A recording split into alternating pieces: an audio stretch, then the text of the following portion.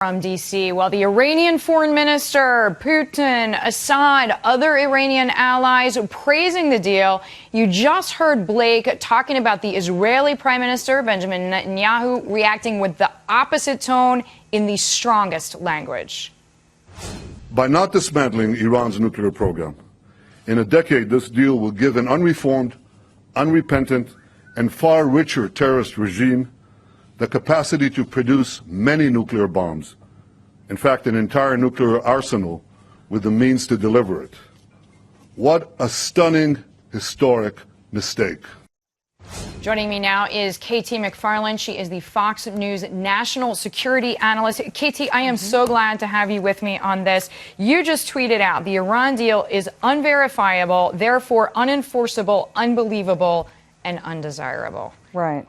Honestly, what hope do we have?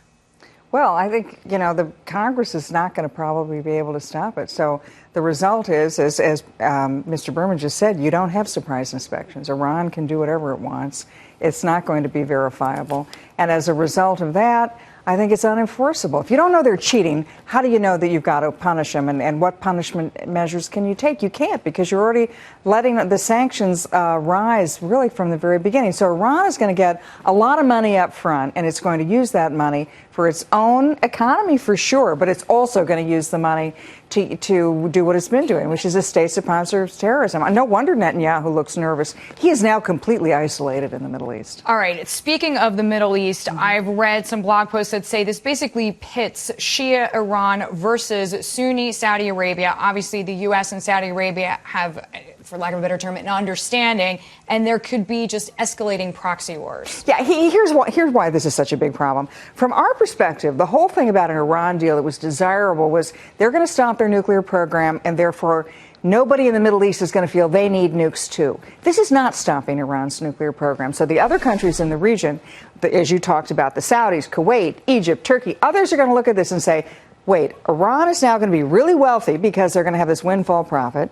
The other countries in the world are going to invest in Iran and trade with Iran, so Iran's going to become economically and diplomatically dominant in the region, and it's going to have nuclear weapons. We need our own nukes. So you are now going to, I think, start seeing a nuclear arms race in the Middle East. Why?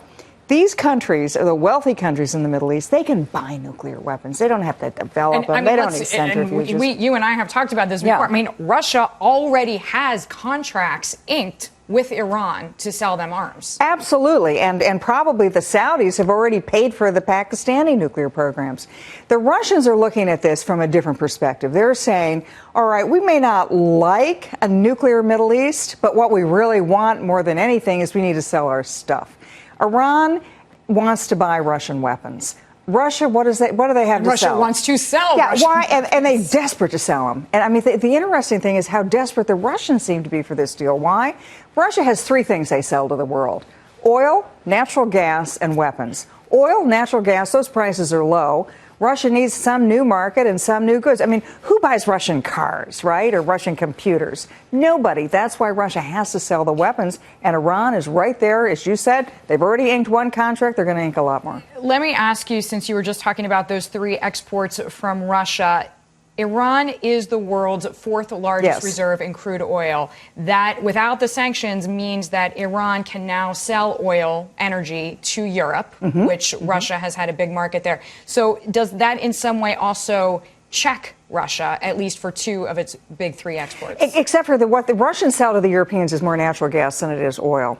The Iranians have natural gas as well, but they're probably going to sell oil. What I'm looking at is the Iranians probably have, estimates are 20 million barrels somewhere floating around in the ocean because they're on ships, they haven't been delivered, there's no storage place for them. So the Iranians are immediately going to be looking for a market for that oil. And it's now going to be marketable because their sanctions will be lifted. Yep. And as many people say, priced in dollars and priced in euros, which is going to affect investments. Yeah. KT, thank you so much. Thank you. KT McFarland joining me there. She is our national security analyst.